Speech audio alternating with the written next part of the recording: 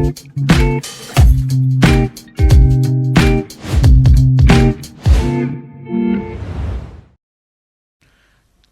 pagi pendengar, salam jumpa kembali bersama saya Putra Arianto dalam program podcast hari ini, edisi untuk hari ini. Dan pendengar ataupun pemirsa podcast dimanapun Anda berada, kali ini saya tidak sendirian. Kita akan kembali membahas tentang program dari BPJS Kesehatan. Namun sebelumnya, saya mau mengantarkan bahwa apa itu BPJS Kesehatan. BPJS Kesehatan ini merupakan badan hukum publik yang bertanggung jawab menyelenggarakan program jaminan kesehatan nasional di Indonesia. Kehadiran BPJS Kesehatan ini bertujuan untuk memberikan akses layanan kesehatan yang terjangkau dan merata bagi seluruh penduduk Indonesia. Lantas, apa saja program BPJS Kesehatan yang dapat mempermudah layanan bagi masyarakat? Kali ini saya tidak sendiri, bersama saya Putra Arianto dan juga akan membahas terkait dengan kanal pembayaran iuran dan auto debit bagi peserta BPJS Kesehatan. Telah hadir bersama saya, yang di ujung sana adalah Kakak Ria, ya, Kakak Ria, dan juga di tengah saya ini ada Kakak Fani. Tapi sebelumnya kita sapa dulu siapa mereka dan apa profesi mereka di BPJS Kesehatan. Ya, kita kembali ke Kakak Ria. Kakak Ria ini sebagai apa nih? Halo, saya Ria sebagai administrasi pemeriksa keuangan di BPJS Kesehatan. Oke, terima kasih sudah hadir dan juga Kak Fani. Halo semuanya, saya sebagai petugas pemeriksa di BPJS Kesehatan. Oke, petugas pemeriksa ya? Iya, benar. Pemeriksa kesehatan. Ada dengan dokter-dokter gitu? Enggak ya? Ini saya ralat sedikit, saya petugas pemeriksa untuk pembayaran iuran. Pembayaran iuran. Oke, baik, terima kasih Kak Fani ya. Lalu sebenarnya apa sih auto debit dan kanal pembayaran iuran secara digital? Ada beberapa metode. Nah, saya tanyakan apa saja sih metode pembayaran BPJS saat ini? Mungkin siapa bisa menjawab? Dari Karya, metode apa saja yang pembayaran BPJS? Iya, baik, untuk metode pembayaran di BPJS Kesehatan ada pembayaran secara manual dan auto debit. Maksudnya kalau yang manual itu adalah kita membayarkan sendiri tanpa langsung terpotong dari rekening kita. Artinya bahwa kita menggunakan ada yang namanya virtual account ya. Nah, virtual account ini adalah nomor yang digunakan untuk membayar atau melakukan pembayaran di BPJS Kesehatan. Jadi tiap bulannya misalnya kan jatuh tempo itu pembayaran tanggal 10. Nah, sebatas itu kita melakukan pembayaran melalui virtual account di kanal-kanal BPJS Kesehatan atau kanal-kanal yang bekerja sama dengan BPJS Kesehatan, misalnya di bank. Nah, itu kan kita pergi sendiri. Nah, kalau yang auto debit ini langsung terpotong pembayarannya di rekening kita atau di misalnya di kanal-kanal yang bekerja sama dengan BPJS Kesehatan, misalnya Shopee, Shopee Pay atau kemudian Dana. Sudah bisa pakai e-wallet ya? Bisa. Dompet digital itu sudah ya? Iya, bisa. Okay. Ada yang bisa seperti itu. Tapi tidak semuanya? Tidak semuanya. Oh gitu. Iya. Ada beberapa e-wallet yang tertentu gitu ya? Iya, ada beberapa. Oke, terus? Oke. Itu aja sih, jadi metodenya bisa dilakukan pembayaran sendiri dan juga bisa melalui auto debit yang langsung terpotong melalui rekening kita atau melalui dengan e-wallet kita yang kita punya. Oh ya, seperti kalau itu. Kak Fadi mau tambahin? Mungkin dari saya untuk khusus di wilayah Manokwari, mungkin untuk yang e-wallet sama yang lain mungkin masih kurang digunakan ya. Untuk di sini biasanya mereka menggunakan auto debit. Auto debit itu berarti tiap bulan ada potongan di rekening. Nah, untuk di Manokwari sendiri untuk bank yang bekerja sama yaitu Bank Mandiri, BRI, BNI dan Bank BCA. Kalau iya benar. Kalau untuk Bank Papua sendiri, mohon maaf untuk saat ini belum bekerja sama. Jadi banyak yang bertanya-tanya, ini sudah saya jawab. Baru untuk saat ini belum bekerja sama. Kenapa belum bekerja sama? Jadi untuk bekerja sama ada persyaratan dan kriteria tertentu. Mungkin ke depannya akan bekerja sama, tapi untuk saat ini mungkin belum. Oke. Lalu kemudian cara mengetahui jumlah iuran yang harus dibayar itu bagaimana? Siapa yang jawab? Jadi untuk mengetahui jumlah iuran itu kita bisa cek sendiri di ada namanya mobile JKN, yaitu aplikasi BPJS Kesehatan yang sangat memudahkan. Di situ banyak fitur-fiturnya. Kita bisa tahu di situ ada tertulis iuran, ada fitur iurannya, kita tinggal klik iuran kita nih berapa nih. Nah kan kalau di BPJS Kesehatan ada 3 kelas perawatan untuk kelas untuk PBPU Mandiri ya. Itu kelas 1 harga itu 150. Kemudian kelas 2 100 dan kelas 3 atau kelas perawatannya itu 42.000, tapi yang dibayar 35.000 saja karena yang 7.000 sudah disubsidi oleh pemerintah. Ya, jadi nanti tinggal cek aja di mobile JKN berapa nih. Tinggal diklik fitur iurannya nanti muncul gitu. Oke. Dan kalau Kak Fadi mau nambahin deh? Saya sama juga untuk Bapak Ibu sekalian, khususnya peserta JKN, selain bisa dilihat di mobile JKN, mungkin untuk Bapak Ibu yang belum memiliki mobile JKN, apabila mau melakukan pembayaran via M-Banking, Livin, BRI atau BCA, biasanya tinggal menuliskan nomor virtual, di situ akan langsung tertera. Atau bisa juga Bapak Ibu kalau mau melakukan pembayaran di kantor pos, tinggal membawa kartunya. Nah, atau nomor virtualnya, di situ langsung akan ada nominalnya untuk satu keluarga. Oke. Perbedaan antara PBPU dan PU ini seperti apa nih? Mungkin ada banyak masyarakat yang sudah tahu ataupun ada yang belum mengetahui perbedaan antara PBPU dan PU. Ya. Penerima upah dan pekerja bukan penerima upah gitu. Baik, jadi saya jelaskan saja ya, di BPJS Kesehatan itu ada beberapa segmen nih. Yang pertama yaitu PBI, itu adalah bantuan dari pemerintah. Kemudian yang kedua itu adalah PBPU Mandiri, yaitu pekerja bukan penerima upah, yaitu artinya bahwa dia itu membayar secara mandiri dari dirinya sendiri ya. Kemudian yang ketiga itu PPU. Nah, PPU ini adalah pekerja penerima upah, artinya bahwa ada pemberi kerja yang memberikan mereka upah. Jadi nanti 4%-nya dibayarkan oleh perusahaan atau pemberi kerjanya, 1%-nya dari pekerja ini gitu. Nah, kalau PBPU kan semuanya dari kita sendiri nih, bayarnya full. Kalau PPU ya dibayarkan 4% dari pemberi kerja, 1% dari pesertanya sendiri. Artinya ada dapat bantuan sedikit lah dari benar. pemberi kerja gitu. Dan ini mau tanya, misalkan PBPU mau aktif ke PU ataupun biasanya dia bayar secara mandiri, itu kan tadi yang kakak sampaikan bahwa itu dipotong secara auto debit ya, bisa dilakukan secara auto debit. Dan misalkan kalau kita alihkan ke PPU itu tadi, itu bagaimana prosesnya? Apakah yang PBPU itu tetap kita jalan untuk bayar atau bagaimana?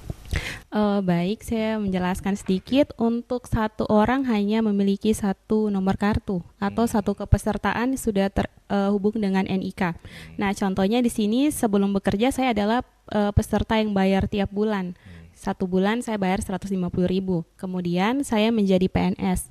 Otomatis saya harus mengalihkan kepesertaannya saya yang awalnya saya bayar tiap bulan menjadi tanggungan perusahaan atau instansi. Nah, sehingga untuk yang bayar tiap bulan dia sudah nonaktif. Nah, nanti beralih secara yang otomatis? Iya, apabila saya melaporkan. Harus laporkan dulu. Iya. Oke. Namun apabila contoh ini saya tidak melaporkan, maka akan terhitung otomatis, belum terbaca sebagai yang dibayarkan oleh instansi. Apabila contohnya nih, ternyata saya terlambat untuk mengalihkan. Sebelumnya saya sudah terlambat sekitar 6 bulan. Otomatis kan saya berpikir, wah ini kan saya sudah dipotong gaji selama 6 bulan. Kenapa saya harus membayar yang tiap bulan? Nah, di situ kami ada namanya rekonsiliasi, yaitu penambahan atau pengurangan jumlah iuran. Nanti contohnya nih, saya PNS dari bulan April. Nah, saya belum alihkan. Bulan Desember baru saya melaporkan. Otomatis kan ada penambahan. Nah, itu bisa dikurangi. Nanti dilihat dari SK dan daftar gaji yang dilampirkan. Seperti itu. Begitu ya. Iya. Sangat dipermudah gitu ya. Iya, benar. Lalu pelayanan apa lagi selain auto debit dan juga layanan lainnya yang ditawarkan oleh BPJS Kesehatan tadi? Misalkan kalau misalnya ada syarat pendaftaran untuk auto debit tadi, seperti apa syarat-syaratnya? Baik, kalau untuk syarat pendaftaran auto debit ini, yang pertama adalah misalnya mau menggunakan rekening nih. Hmm. Nah, harus punya nomor rekening. Nah, nomor rekening ini harus yang eh, Bekerja sama. pekerja sorry, yang peserta punya, jangan pinjam punya orang lain. Oh. Iya, soalnya kan kalau auto debit itu akan otomatis tiap bulannya nih terpotong. Nah, kalau misalnya kita pinjam ke rekening orang orang lain nih, nah nanti uang orang lain yang di rekening itu akan otomatis juga terpotong tiap bulannya. Jadi seperti itu. Yang kemudian memastikan juga bahwa selalu ada uang yang cukup di rekening untuk melakukan pembayaran iuran ini. Karena kalau misalnya nih tagihannya 150, kemudian uang yang ada di rekening cuma 120, itu tidak bisa terauto debit. Nah, gimana nanti dampaknya? Dampaknya nanti jadi tunggakan iuran gitu. Jadi nanti tunggakan iuran kalau misalnya rekeningnya tidak diisi-isi terus, nanti semakin banyak tunggakan iurannya. Nah, sewaktu-waktu nih misalnya uangnya tiba-tiba ada yang masuk nih 3 juta, tapi itu mau digunakan untuk keperluan lain, itu otomatis juga akan debit ke BPJS. Jadi untuk menghindari hal-hal begitu harus dipastikan rekeningnya itu selalu ada uang untuk membayar iuran, biar ini kan memudahkan ya. Oke. Jadi kalau misalnya ada tunggakan karena rekeningnya kosong, hitungannya jadi memberatkan seperti Oke. itu. Kalau Kak Fani? Saya menambahkan sama dengan yang dibilang oleh Mbak Ria. Selain itu, kalau misalnya nih masyarakat mau daftarkan sebagai peserta JKN tanpa harus ke kantor, tidak perlu khawatir. Apabila kesulitan untuk cari rekening dan lain-lain masih di rumah, nanti bisa menggunakan pelayanan Pandawa, yang mana nanti bisa chat WA saja, kemudian melampirkan berkas-berkasnya di situ berupa dokumen PDF tanpa harus ke kantor. Selain itu juga bisa melakukan pendaftaran auto debit melalui mobil JKN. Oke, Pandawa itu apa sih, Mbak? Pandawa itu pelayanan administrasi online via WA. Secara online melalui Iya. WhatsApp ya. Iya, benar. Kalau misalkan menggunakan aplikasi atau itu kita bisa melaporkan untuk auto debit atau enggak? Bisa di aplikasi mobil JKN juga dia sudah mengakomodir untuk pendaftaran auto debit. Auto debit. Oke, Iya. baik. Kemudian apakah memang ada pengingat pembayaran atau reminder untuk pembayaran yang dilakukan oleh BPJS Kesehatan untuk mengingatkan peserta? Artinya dalam jangka waktu sebelum mau bayar sudah ada pengingat bahwa akan ada pembayaran gitu. Iya, baik, untuk pengingat sekarang ada yang namanya telekolektor atau telecollecting. Telekolektor itu adalah orang yang mengingatkan kepada peserta-peserta untuk membayar iurannya. Jadi dari 0 bulan kemudian yang punya tunggakan 1 sampai 24 bulan itu akan diingatkan oleh yang namanya telekolektor. Tapi untuk Bapak Ibu sekalian yang misalnya mendapatkan WhatsApp dari nomor yang mengatakan punya tunggakan iuran tolong dilunasi. Nah, itu semuanya bukan berarti penipuan ya, karena memang itu ada dari kami, dari telekolektor. Nah, untuk mengetahui ini penipuan atau tidak itu dilihat dari nomor virtual account. Kami melakukan pembayaran itu melalui virtual account. Jadi tidak mengatasnamakan rekening pribadi. Jadi kalau misalnya di situ ada yang WhatsApp kemudian menyertakan bahwa pembayaran dilakukan di nomor rekening berikut atas nama BPJS bla bla bla, itu bukan ya, karena kami menggunakan virtual account seperti itu. Apakah itu berlaku juga untuk yang auto debit? Reminder itu. Untuk auto debit kami tidak reminder ya, karena kan itu sudah terpotong. Tapi kalau punya tunggakan iuran itu akan di reminder juga seperti itu. Saat punya tunggakan ya baru di reminder. Kalau tidak ya tidak, karena sudah terpotong langsung. Oke. Kalau Kak Fani ada yang mau tambahkan? Iya, saya menambahkan juga kalau misalnya Bapak Ibu takut untuk indikasi penipuan dan lain-lain, nanti boleh diinstal aplikasi mobil JKN, karena di situ apabila menunggak nanti akan ada warning mempunyai tunggakan. Jadi untuk Bapak Ibu sendiri biasanya ada beberapa kasus peserta PPU baik dibayarkan oleh tempat kerja swasta ataupun pemerintah komplain karena katanya ada iuran. Jadi seharusnya adalah tidak memiliki iuran karena sudah dibayarkan oleh kantor. Jadi kalau ada yang mengatasnamakan BPJS kemudian WhatsApp atau telepon, nanti lebih baik mendownload aplikasi. Karena di situ sudah kelihatan untuk iurannya. Oke, jelas sekali informasinya. Iya. Dan sebenarnya sanksi apa sih yang jika dalam jangka waktu yang paling lama itu tidak membayar? Sanksinya apa? diblokirkah atau ada penangguhan? Iya baik, jadi untuk yang memiliki tunggakan iuran, kan tunggakan iuran di BPJS Kesehatan itu maksimalnya itu 24 bulan ya. Nah kalau semisal tidak membayar atau ada tunggakan, nanti kartunya nonaktif sementara. Jadi sementara saja, tidak total nonaktif. Jadi nonaktif sementara itu gimana? Jadi kalau ada tunggakan tidak bisa mengakses pelayanan kesehatan. Tapi kalau sudah dibayarkan bisa mengakses pelayanan kesehatan. Tetapi ada syaratnya lagi nih. Kalau misalnya dia rawat jalan, misalnya di puskesmas, itu bisa langsung diakses gratis. Tapi kalau di rumah sakit dan memilih rawat inap, itu ada namanya denda pelayanan selama 45 hari dari masa dia membayar. Selama 45 hari itu ada namanya denda pelayanan kalau mengakses rawat inap. Nah, dendanya gimana? Dendanya itu ditentukan oleh rumah sakit sesuai dengan diagnosanya ya dari dokter atau dari rumah sakit, seperti itu. Pemblokiran sementara itu ada jangka waktu tertentu nggak? Gimana? Pemblokiran sementara tadi itu ada jangka waktu tertentu nggak? Misalnya 1 bulan kah, 2 bulan atau 6 bulan ke depan? Sampai orangnya melakukan pembayaran. Kalau nggak bayar-bayar? Kalau nggak bayar-bayar nonaktif sementara. nonaktif. Iya. Kata sementara itu? Iya, jadi oke. nanti aktif kembali kalau sudah dilakukan pembayaran. Oke. Kalau Kak Fani ada yang mau tambahkan, Kak? Iya, jadi saya ingin memperjelas saja. Banyak yang mengatakan bahwa oh ini Mbak, saya sudah nggak mau bayar soalnya kartunya nonaktif. Nonaktif itu bukan berarti iurannya di stop ya Bapak Ibu atau diputihkan. Jadi contoh nih, semisal saya sudah menunggak selama 4 tahun. Yang dihitung oleh BPJS Kesehatan adalah 24 bulan atau 2 tahun maksimalnya. Iya. Jadi untuk iurannya dia tetap akan melekat. Jadi sewaktu-waktu nih contohnya Bapak Ibu pindah ke Kalimantan atau Sumatera, kemudian memerlukan pelayanan BPJS Kesehatan dan mau daftar baru. Seperti yang saya bilang, untuk satu masyarakat cuma memiliki satu kartu peserta BPJS terindikasi dengan NIK. Jadi kita tidak bisa daftar baru. Nanti akan terbaca iuran yang sebelumnya. Bahwa dia ada tunggakan di sini. Iya, terbaca bahwa sudah pernah terdaftar. Oke. Terakhir Mbak ya, untuk Iya. auto debit ini ada jangka waktu nggak? Misalkan tadi Mbak bilang tanggal 10 setiap bulan berjalan.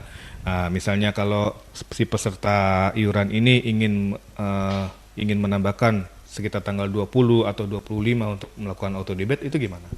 Apakah sudah ditetapkan seperti itu? Jadi untuk auto debit itu jangka pendebitannya itu bisa 5 kali ya. Bisa pilih tanggal. Jadi misalnya tanggal 5, 10, 15, 20, 25 atau 28 seperti gitu. itu. Jadi ya. tidak mesti tanggal 10 ya? Iya, takutnya kan Oke. misalnya tanggal dia gajinya tanggal 20 ya, Iya, terus oke. terdebitnya tanggal 10 gitu. Oke. Baik, terima kasih, informasinya bermanfaat sekali. Baik pendengar, terima kasih, kita sudah sampai ke penghujung acara dan tidak terasa kita punya waktu selama 25 menit ke depan. Dan terima kasih buat kakak-kakak berdua dari BPJS Kesehatan yang telah memberitahukan kita terhadap kanal debit, auto debit yang akan diselenggarakan oleh BPJS Kesehatan. Sebenarnya program ini sudah lama dan kita tinggal melaporkan saja atau berkonsultasi langsung dengan BPJS Kesehatan di Manokwari. Saya Putra Arianto mewakili kerabat kerja yang bertugas hari ini mengucapkan terima kasih atas perhatian Anda. Selamat pagi dan sampai jumpa. Terima kasih. Terima kasih.